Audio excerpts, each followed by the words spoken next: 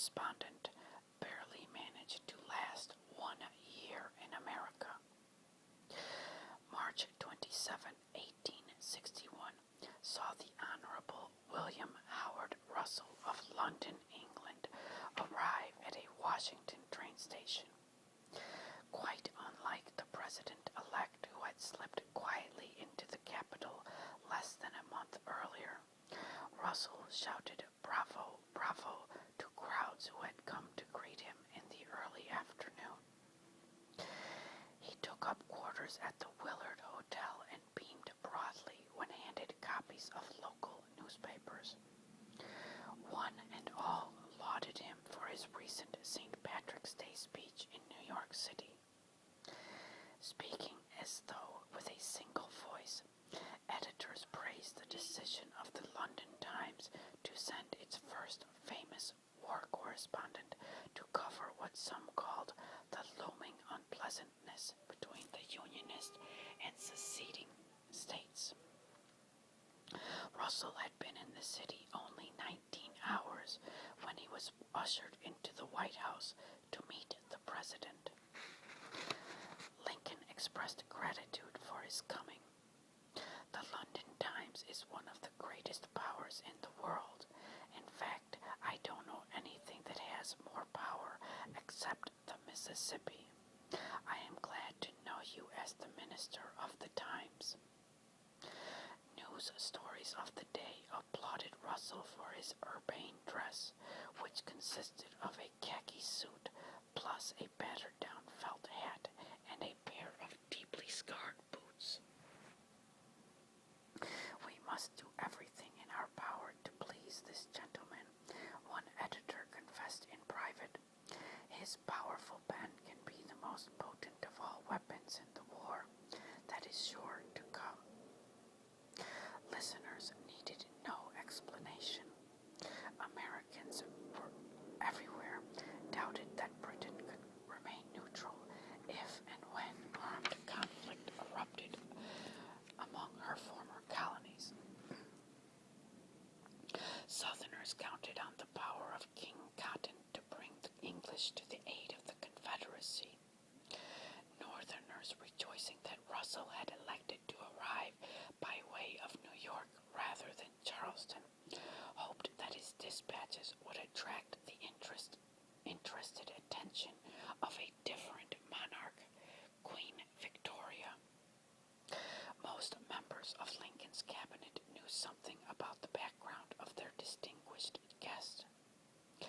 Widely acclaimed as the world's first war correspondent, at age 33, he had sent stirring accounts of the Crimean War. So impressive were his first-hand reports of incompetence, they were credited with causing the fall of a British government. His vivid accounts of desperately wounded men with little or no medical aid had inspired Florence Nightingale to become England's Angel of Mercy. It was hoped that Russell's dispatches from North America could persuade Queen Victoria and her ministers to put their weight behind the move to subdue the rebellious states quickly and restore the glorious Union. Clearly, these considerations were in mind when the plans were made for a White House dinner party on March 28th.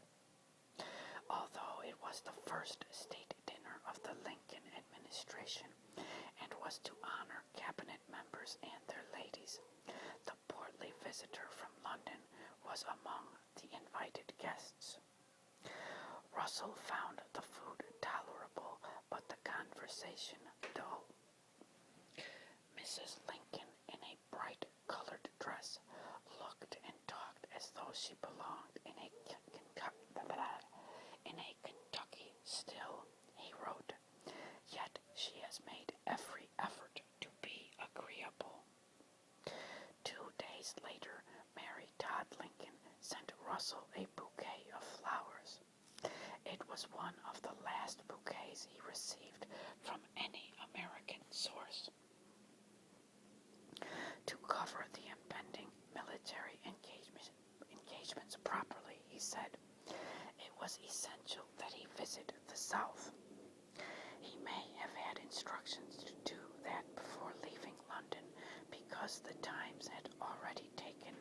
decidedly pro-Southern stance in its editorial columns.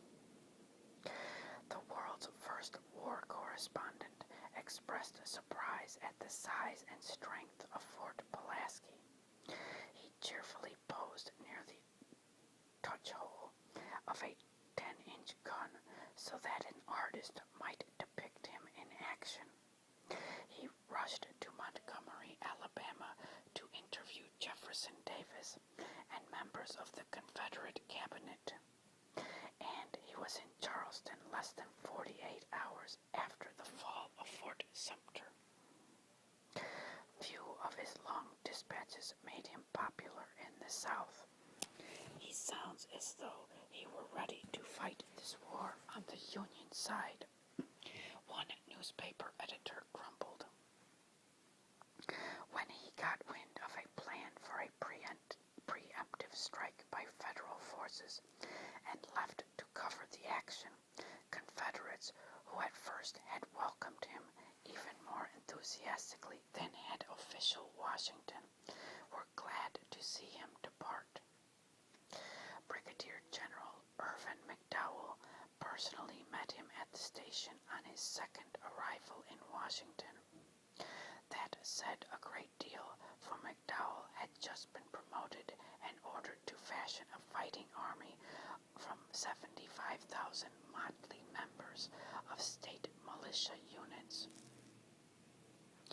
Yes, we plan to make a decisive move very soon. We believe that a smashing victory will bring an end to this unwelcome conflict before it becomes a genuine war, the federal commander confessed to the Times Correspondent. Beauregard, the Creole who led the assault upon Sumter, has a rebel force of perhaps 25,000 men. They're encamped within easy striking distance, not more than 30 miles away. Russell eyed his host doubtfully. When in the South, I learned a great deal about Beauregard, he said.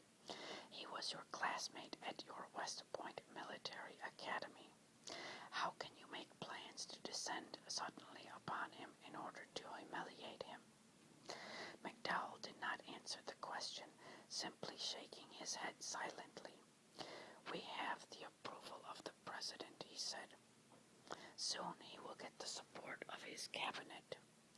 Once he has that, we'll head for the Manassas Junction on the double. Except for cabinet officers, few civilians other than Russell had accurate advance word of federal plans. Following a suggestion from McDowell, the war correspondent put on a white uniform and moved out with federal forces in order to cover the smashing blow they expected to deliver. His first dispatch from First Bull Run, which took up an incredible 7 columns in the London Times, was devoted to a detailed account of federal fumbling and failure. Conduct of many troops was labeled disgraceful. Russell didn't hesitate to use hard words. A miserable, causeless panic, scandalous behavior by men calling themselves soldiers, officers conducting themselves as though they were camp followers. Northern leaders were, if possible, even more furious with Russell than with McDowell. In New York, a lead editorial branded the correspondent as a Confederate agent in disguise. According to the Chicago Tribune, his dispatches about First Bull Run were the products of his imagination. Charged the staunchly Lincoln paper, Russell has described what he dares to call a rout. Actually, he was never anywhere near Bull Run Creek during 3 days of action. No longer courted by the highest federal officials and despised by many ordinary folk in the North, the war correspondent began receiving anonymous letters and threats. Matters grew worse when a naval officer stopped the British mail steamer Trent and seized Confederate officers aboard it. With Britain openly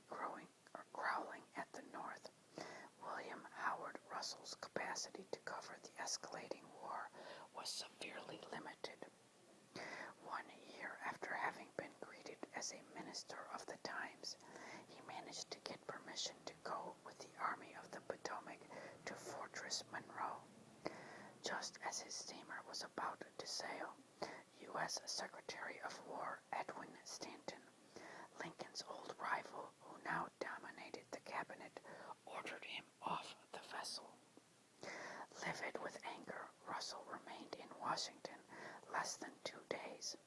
He was on a steamer headed for England as soon as he could book passage. Though no formal statements were issued from Washington or Richmond, fighting Americans of both North and South wanted no more of foreign correspondents incapable of understanding what Russell had termed a nasty little